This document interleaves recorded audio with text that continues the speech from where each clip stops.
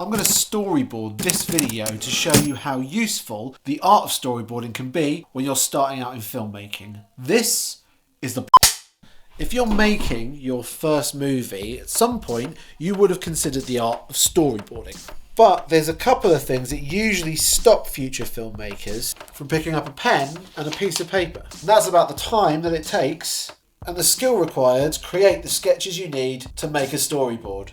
Well, if you are worried about that, if you are worried about your ability to draw or even the time it might take to create a storyboard, then stick around to the end of this video where I'll show you a really neat trick, which means you never need worry about any of that again. Storyboarding can make a real difference to the way you approach shooting your film. And that's why I thought this video would be the perfect place to demonstrate that. Here's an example of the kind of video that I usually make for YouTube. And although I'm relatively happy with these kind of videos, I do find that the static camera is a little bit boring. It is, at least for me as a filmmaker, to be shooting that way the whole time. I want to make videos that are more creative in their approach. And so when I was putting together this video about storyboarding, it seemed like a good place to do that. So here we are. So the first thing I did was make a list of the 5 best reasons why you should storyboard when you start out in filmmaking.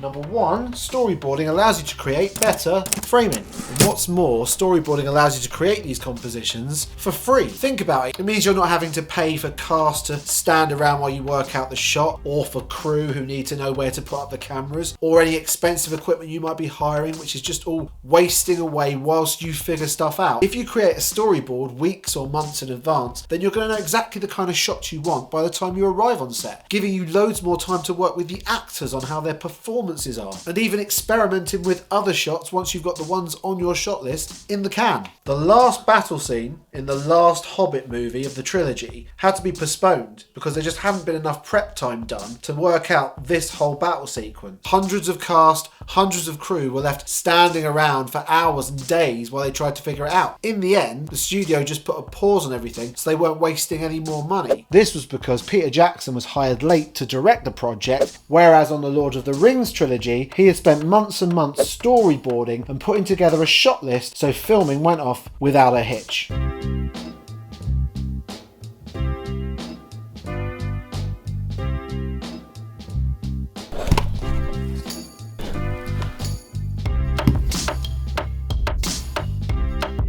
Two, storyboarding means a far better pre-production process as well. This is because in your mind, you're already on your film set weeks, if not months, ahead of time, working out where you want to put your camera, where you want to put your lights, even where you want to block your actors, long before you ever have to say, action. Damien Chazelle did this exact thing on his movie Whiplash. He had all of his shots worked out way in advance of actually getting to the set. And in fact, J.K. Simmons was quoted in an interview saying how impressed he was that Damien Chazelle knew exactly when he wanted a wide shot, a mid shot, or a close-up. They never had to bother going over and over with different takes, getting different kinds of coverage, because the director knew exactly what he wanted and when he wanted it. And that bred a huge amount of confidence in his cast and crew.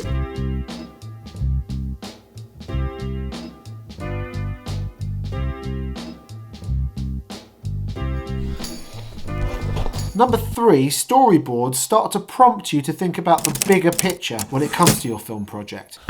I mean, there's a lot to think about on a no-budget film set, so it's easy to think, well, I've got my script, I've got my gear, I've got my actors, my crew, my location, let's go and make a movie. But when you start to put together a storyboard, it forces your brain into thinking about other aspects of your film that you might not have considered yet. Things like colour, light, how you use shadows, what people will look like in terms of wardrobe, how are you going to visualise the mood of your movie. And you can tell when you see a low budget movie that hasn't considered these things, because it's really evident in what's missing from the final cut of their movie.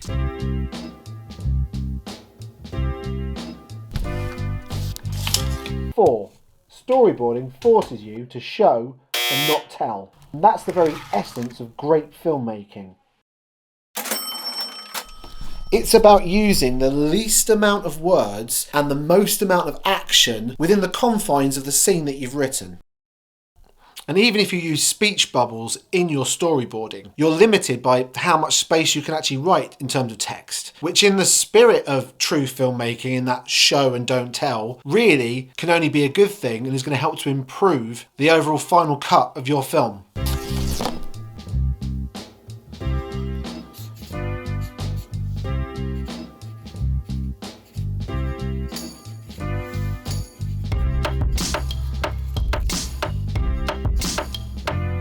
Oh, look at these panda eyes I got going on here. That's better. Number 5, storyboarding is just going to make you a better director. And it'll make you a better director for all the reasons I've already stated. But here's the bonus bit. Storyboards also inspire. They inspire you to do better in telling your story through the lens of a camera. But also, and possibly the most important thing of all, it's going to inspire your cast and your crew. Because the minute they see your storyboard, in their eyes, you're going to look like the kind of person who knows how to communicate what it is they want through a visual medium, which is kind of the whole point of your job in the first place. Now, the first time I used a storyboard, I halved my production time and I halved my editing time too, and that particular film was the first film I put out there that got picked up by a festival, and then it won that festival too. And I don't think that's any coincidence. I think that's because I took my entire script, developed it into a storyboard that both my crew and I could follow as we went along in the production. And so this is why storyboarding really is one of those things that you should get to grips with if you want to become a better filmmaker, if you want to develop your talent into something more. But how about that lack of drawing skills thing that I mentioned earlier? Well, I want you to think about this guy. This is Sam Raimi. Now, Sam Raimi became famous in the world of filmmaking with his first super low budget video nasty horror, The Evil Dead, which is an excellent film, I might add. And since then, he's gone on to direct some of the biggest films in Hollywood, some of the most visually entertaining films of the past 40 years. However, if you Google Sam Raimi Evil Dead storyboard, you'll see this picture. That's because Sam Raimi can't draw storyboards. But it doesn't matter, because even in this very, very crude sketch, he's instructing his crew what it is he wants to see from a shot. And that's the key. That's the key to filmmaking. All filmmaking is just problem solving. Can't draw? Well, draw whatever it is you can to get your point across. Don't have time to create a storyboard? Well, do you think it took Sam Raimi very long to draw that picture? Now, if you think this video has been more visually entertaining than some of the other videos I put up, let me know in the comments below. And if you've got your pen and paper in hand and you're about to start storyboarding, ready or not, then you might want to check out this video too, because it's going to tell you about how leading lines can draw an audience's eye into the places on the screen you want them to look. I'll see you in that video. Thanks for watching, filmmaker.